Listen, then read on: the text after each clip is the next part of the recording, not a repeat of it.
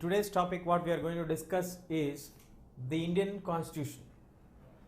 What is the basic idea to frame the Indian Constitution? As we have seen, India has been a part and parcel of the British colonial system for 200 years, and Indians have been facing severe atrocities and severe punishments, severe other kind of like racial discrimination. Then we have the untouchability into existence. Then we have the division of Hindus and Muslims. Finally, after a great struggle and great fight under the leadership of Mahatma Gandhi ji, with the ideology and the principle of Satyagraha and non-violence, he brought forward India and broke the chains of colonialism and established the independent India from the Britishers. But as the process went on, we have to be happy for the independence, but at the same time we are having a sadness because India was being divided into two equal parts. Hindus and Muslims. Pakistan has been given new state only because on the base of the religion. So now we are being brought into the communal disharmony when the India got independence. But for the centuries under the British rule, Indians got familiar with the system of the British parliamentary system. So Indians also started to learn how does a parliamentary system work. Yes, we have to accept that Indians were not given access to the true parliamentary system as it was in the Britain, but they saw the seeds of the parliamentary system with which the Indians came to be familiar. Now, in this lesson, we shall focus our attention on how was the constitution framed, what are the basic ideologies that have driven the making of the constitution. Let us discuss first with what is a constitution.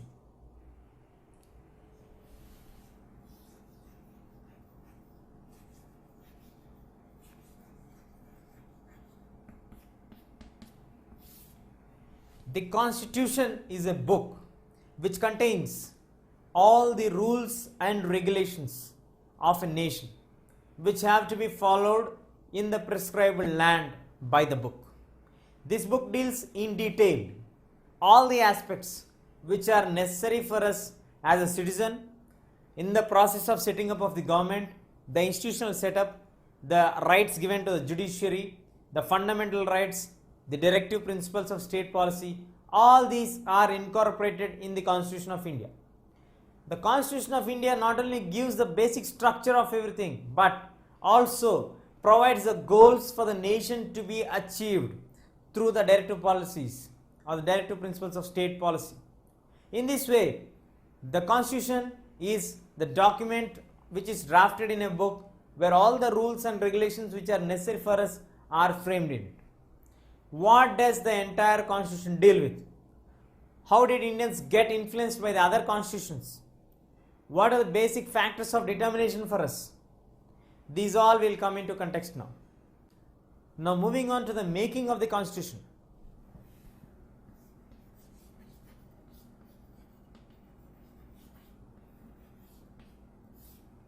The making of the constitution. Before moving on into the making of the constitution, let us analyze the situations which are existing in India. For 200 years, Indians were under the control of the Britishers. As the time passed on, the Britishers squeezed the wealth of the Indians. The Indian wealth was drained into the British lands. Now this has created a lot of disparity between the people of own Indians. They came into existence, the rich, the poor, the higher caste, the lower caste. We have rich and poor in a very extreme phase. At the same point of time, we have the disparity of higher caste and lower caste. Yes, before the arrival of the Britishers also we have the caste system, but it went to its apex during the reign of the Britishers. As the time passed on, the women started to raise their voices. Earlier, women were strict only to the kitchens, but as the time passed on, they started to move on to a place where they started to hold some political positions and ask for their own rights. As situations are changing, the demand and the rights have been increasing, and the education levels are very poor.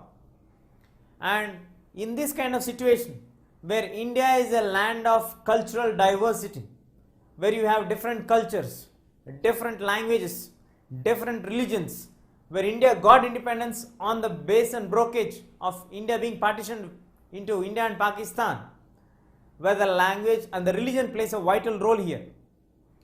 And then moving on to the education levels, where once if a person is educated, he can have some kind of access to the knowledge, then what is happening in the society around him and around the world. As the time passed on, they started to achieve more changes in the other nations. But India, being a less educated people, could not get access to the French Revolution or to the American Bill of Rights. But as the time passed on, the few educated elites started to bring enlightenment to the other people wherever it is required for them. But they could not get completely covering the entire nation. These are the various factors which are mainly the tasks that should be dealt while drafting a constitution. Finally, we have adopted two main things. One is the equality principle.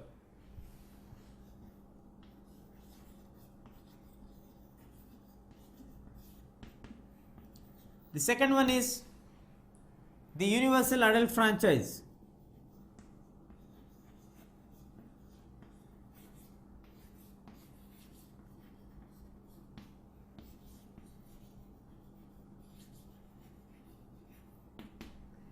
The equality means that every person, whoever is born in India, will be free and treated equally irrespective of his caste, creed, color, race, place of origin, etc. And this ensures that if he wants to contest to any political post, he is free and equally treated par with the other people who are in the higher caste. So this kind of equality is assured in the Indian Constitution to all the people. And moving on to the next one, the universal adult franchise. The universal adult franchise provides for us the idea that every person who has the right to vote, which means that who has achieved 18 years of age, will be eligible to vote, cast his vote and exercise his vote authority. It does not mean that even if he is an educated or an uneducated, he can go and put his vote. Earlier, during the British rule, the Britishers have restricted it only and only to the elite group and the noble group. But here, we have given access to all the people in our constitution, where he may be rich or a poor, he may be a higher educated person or an illiterate, he may belong to a higher caste or a lower caste, he may be belonging to a specific region or he may does not belong to that region. But every Indian has a right to cast his vote if he attains the age of 18 years